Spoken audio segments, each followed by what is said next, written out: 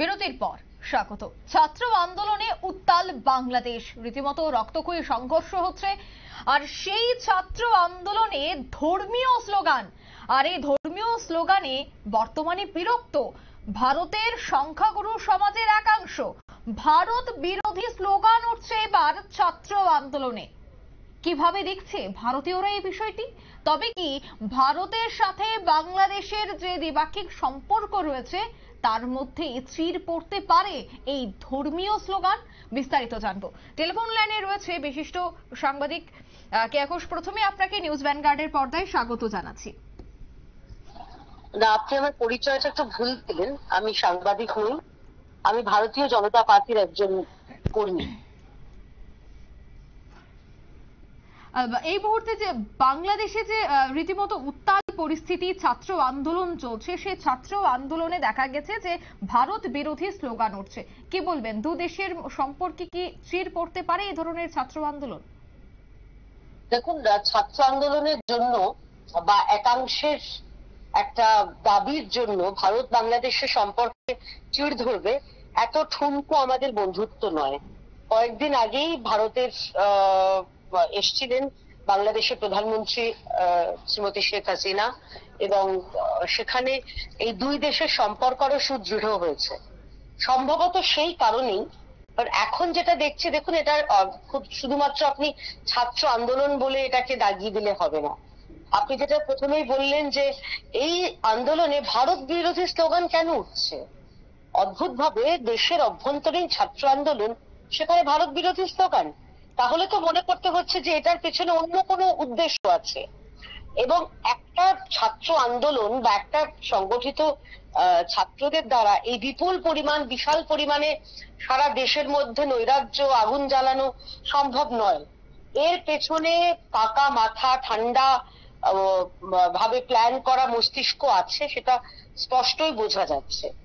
এবং তার ইতিমধ্যে যারা গ্রেপ্তার হয়েছে তাদের মধ্যে আপনি জানেন যে জামাতের বেশ কয়েকজন নেতা গ্রেপ্তার হয়েছে। অর্থাৎ উগ্র মৌলবাদকে যারা বাংলাদেশে প্রতিষ্ঠিত করতে চাইছেন তারাই এই গন্ডগোলটা করছেন ছাত্র আন্দোলনের আড়ালে।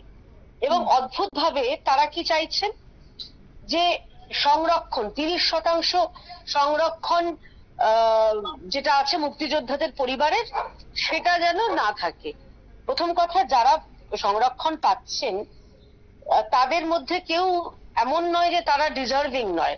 মেধাবী যারা প্রাথমিক যে তাদের যে পরীক্ষা, উচ্চশিক্ষার পরীক্ষায়, চাকরির পরীক্ষায় তারা ইতিমধ্যেই চান্স পেয়েছেন, ও সম্ভবত 2.7%, তারা পরীক্ষা দিয়ে রীতিমতো নিজের জায়গাটাতে, নিজের যে শিক্ষাগত যোগ্যতা, নিজের মেধার ভিত্তিতে তারা সে পরীক্ষায় পাশ করেছেন, তারপরে সংরক্ষণের ব্যাপার উঠছে। তো সেখানে মুক্তিযোদ্ধাদের যারা মানে বাংলাদেশের স্বাধীনতা এনে দিয়েছে, তাদেরকে এখন সংরক্ষণ দিতে কারা রাজি থাকবে? অন্তত যে কোনো দেশভক্ত তো রাজি থাকবে না। এর পেছনে আমি যেটা প্রথমেই বললাম, উগ্র মৌলবাদ কাজ করছে। কারণ আমরা যে স্লোগানগুলি শুনছি, ভয়ঙ্কর ভয়ঙ্কর স্লোগান শুনছি, ভারত যাদের মামার বাড়ি, বাংলা ছাড়ো তাড়াতাড়ি, এইসব স্লোগান আমরা শুনছি। তো এইখানে ভারতকে টেনে আনা, অর্থাৎ ভারতের ওপর তাদের যে একটা জাতক ক্রোধ আমরা দেখেছি, যারা এই মুহূর্তে মৌলবাদী শাসন কায়েম করতে চাইছেন, তারাই এগুলো করছেন। বয়কট ভারতবর্ষ, সেটাও তারাই শুরু করেছেন। কিন্তু বাংলাদেশের সাধারণ মানুষ, বাংলাদেশের যারা সেখানকার আপামর জনগণ, আমি নিশ্চিত তারা এই উগ্র মৌলবাদকে আগেও ছুঁড়ে ফেলে দিয়েছেন, এবারও ছুঁড়ে ফেলে দেবেন। আমরা দেখতে পাচ্ছি এই কলকাতায় হাসিনার বিরুদ্ধে পথে কয়েকটি বামপন্থী সংগঠন রয়েছে এবং তারা বিভিন্ন স্লোগানও তুলছে। ইতিমধ্যে হাসিনার পদত্যাগের দাবিও করেছে। কি মনে হয়, হাসিনার এই পদত্যাগের দাবি করে বাংলাদেশের ছাত্র আন্দোলনে যারাই ভারত বিরোধী স্লোগান তুলছিল বা মোদির বিরুদ্ধে বিক্ষিপ্ত স্লোগান তুলছিল, তাদেরকে উৎসাহিত করছে তারা? কি বলবেন? এটাই একটা অদ্ভুত বিষয়। অদ্ভুত বিষয় হচ্ছে, যারা নিজেদের দেশের মধ্যে সংরক্ষণ চাইছেন তারা বাংলাদেশের সংরক্ষণকে তুলে দিতে চাইছেন। আপনি জিজ্ঞাসা করুন, আপনি কি চান? আপনি তো সংরক্ষণ বিরোধী কথা বলছেন, বেশ, খুব ভালো, তাহলে আমাদের দেশে যে সংরক্ষণ সেটাকে তুলে দেওয়া প্রয়োজন। তখন বলবেন না, তখন বলবেন না আমাদের করার কারণ হচ্ছে সংরক্ষণ দিয়েই তো আমরা ভোট রাজনীতিটা করব, সংরক্ষণ রেখেই আমরা দেশের মধ্যে বিভাজন সৃষ্টি করব। বাংলাদেশের সংরক্ষণ তুলে দিতে হবে, কারণ বাংলাদেশে যারা মুক্তিযোদ্ধা, যারা বাংলাদেশের স্বাধীনতা এনেছেন, যারা বাংলাদেশকে পাকিস্তানের হাত থেকে মুক্ত করেছেন, তাদের হাত শক্ত করছেন। এরা হচ্ছে ভারত বিরোধী তো বটেই, এরা এখন বাংলাদেশে যারা পাকিস্তান বিরোধী, যারা তাদেরকে বিরোধিতা করছেন, অর্থাৎ পাকিস্তানকে পরোক্ষে সমর্থন করছেন। আর আমরা তো এমনি এমনি বলি না যে বামপন্থীরা চীনের দালাল, পাকিস্তানের দালাল। এই বাংলাদেশে যদি অশান্ত থাকে তাহলে কাদের লাভ হবে আপনি চিন্তা করে দেখুন। সেই তাদের লাভের জন্যই এরা ভারতবর্ষের বিরোধী যারা, তাদেরকে সমর্থন করছেন। সবসময় বামপন্থীরা ভারত বিরোধী, তাদের চরিত্র ভারত বিরোধী। আপনাদের ত্রিপুরাতে আপনারা দেখেছেন যে দীর্ঘদিনের বামপন্থায় কিভাবে রাজ্যকে নষ্ট করে দিয়েছিল। সেই জায়গায় দাঁড়িয়ে এই মুহূর্তে তারা যারা ভারত বিরোধিতা করবে এরা তাদের সঙ্গে আছে। এরা হচ্ছে টুকরে টুকরে যায়, এরা দেশকে টুকরো করতে চায়, বাংলাদেশকে টুকরো করতে চায়। একদমই। কেয়ারি, কি মনে হয় কলকাতায় তো বামপন্থীর বিভিন্ন সংগঠন হাসিনার পদত্যাগের দাবি করছে, অন্যদিকে সোকল্ড কিছু বুদ্ধিজীবীরা তারা রীতিমতো এই বিষয়গুলি নিয়ে উত্তাল একাধিক মন্তব্য করছে। কি মনে হয় তারা কি ছাত্র আন্দোলনের যারা একেবারে ছাত্ররা রয়েছে তাদেরকে মদত দিচ্ছেন বা উৎসাহিত করছেন? আমাদের রাজ্যে আপনার নিশ্চয় মনে থাকবে দাড়িভিট ঘটনা হয়েছিল। রাজেশ আর তাপস, দুই ছাত্রকে পশ্চিমবঙ্গের মমতা ব্যানার্জির পুলিশ গুলি করে মেরেছিল। তারা বাংলা ভাষার দাবি করেছিলেন।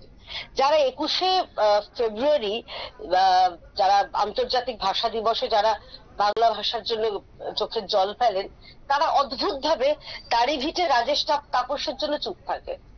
যারা এই রাজ্যের সন্দেশখালিতে মেয়েদের অত্যাচারে যারা চুপ থাকেন তারা চলে যান উত্তরপ্রদেশ।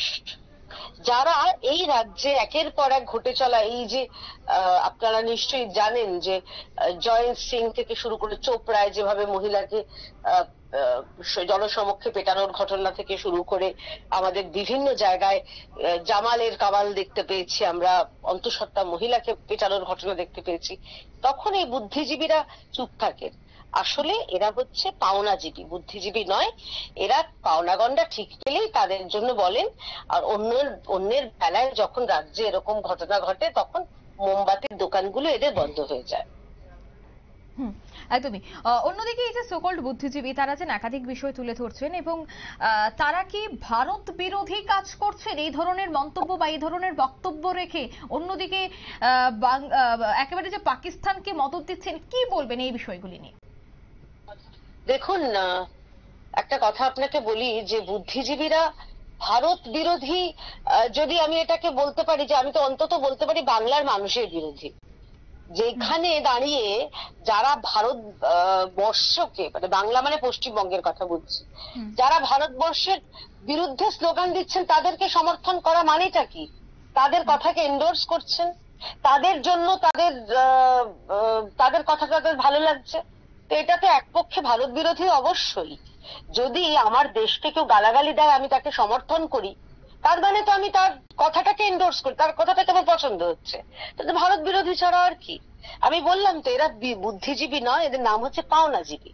এদের পাওনা গন্ডা খালি প্রয়োজন, এদের মোটা মোটা যেগুলোতে টাকা পাবে সেই পদে তাদের একটা পোস্ট দরকার, এদের বেশ কিছু কমিটিতে তাদের স্থান দরকার, তাহলেই এরা যা ইচ্ছা বলো, শুধুমাত্র আমার সন্তান যেন থাকে দুধে ভাতে, এটা যেন তারা বজায় রাখেন, এটাই তাদের জীবনের লক্ষ্য, আর কিচ্ছু না। আমি তো বুদ্ধিজীবী মনেই করি না এদের, বুদ্ধি বেঁচি। অন্যদিকে ত্রিপুরা রাজ্যের কথা যদি বলি, ত্রিপুরা রাজ্যের মুখ্যমন্ত্রী, প্রাক্তন মুখ্যমন্ত্রী মানিক সরকার, ওনাকেও কিন্তু মুক্তিযুদ্ধ সম্মান দেওয়া হয়েছিল বাংলাদেশের পক্ষ থেকে। কিন্তু আজ যখন বাংলাদেশ রীতিমতো উত্তালি ছাত্র আন্দোলন নিয়ে, তখন একেবারেই চুপ রাজ্যের প্রাক্তন মুখ্যমন্ত্রী মানিক সরকার। কি বলবেন? দেখুন, মানিক বাবু তো বামপন্থী নেতা, তার আগের পরিচয় হচ্ছে তিনি বামপন্থী। সুতরাং এখন যেখানে বামপন্থীরা যারা দেশের মধ্যে অশান্তি করছেন, আগুন লাগাচ্ছেন, তাদের সমর্থন করছেন, তো মানিক বাবুই তার ব্যতিক্রম কি করে হবেন? তিনি আজকে যদি সত্যি মুক্তিযোদ্ধা তাকেও সম্মান দেওয়া হয়ে থাকে, তাহলে তিনি ইতিমধ্যেই সেই বাংলাদেশের সরকারের পাশে দাঁড়ান। তিনি বলুন যে মুক্তিযোদ্ধাদের যে সংরক্ষণ সেটা অত্যন্ত এই মুহূর্তে সমীচীন, এবং সেই সরকার যে সিদ্ধান্ত নিয়েছে সেই সিদ্ধান্তের পাশে তিনি দাঁড়াবেন। না, দাঁড়াতে পারবেন না, কারণ তার যে দল, সেই দল সবসময় ভারত বিরোধী কথা বলে এসেছে এবং ভবিষ্যতে খুব দুঃখের সঙ্গে জানাচ্ছে তাদের এটাই তাদের কার্যকলাপ হবে। সুতরাং আমি আশা করব যে মানিকবাবু বলবেন, কিন্তু এইটুকু জানি মনের মধ্যে কোথাও যে মানিকবাবু সেই বলার ক্ষমতা বা সাহস কোনোটাই হবে না। একদম। ধন্যবাদ ক্যারি। আমরা কথা বলছিলাম কেয়া ঘোষ, বিজেপির মুখপাত্র বাংলার। তিনি রীতিমতো কিন্তু তুলোধনো করলেন বাম নেতৃত্বদের। যেহেতু ছাত্র আন্দোলন চলছে বাংলাদেশে, তাই ছাত্র আন্দোলনে বিভিন্ন ধর্মীয় স্লোগান উঠছে, আর সেই ধর্মীয় স্লোগান নিয়ে যথেষ্ট বিরক্ত রয়েছে ভারতের সংখ্যাগুরু সমাজের একাংশ। ভারত বিরোধী স্লোগান উঠছে, হাসিনার পদত্যাগের দাবি উঠছে, বামপন্থী কিছু নেতৃত্বরা পদত্যাগের দাবি করছেন। একাধিক বিষয় নিয়ে কিন্তু বাংলায় অর্থাৎ বাংলাদেশে যেভাবে ছাত্র আন্দোলন উত্তাল, অন্যদিকে বাংলার বামপন্থী নেতৃত্বরাও কিন্তু এই বিষয়গুলিকে হাতিয়ার করে এবার মাঠে ময়দানে নেমে পড়েছে। নিয়ে নিচ্ছে ছোট্ট একটি বিজ্ঞাপন বিরতি, সঙ্গে থাকুন।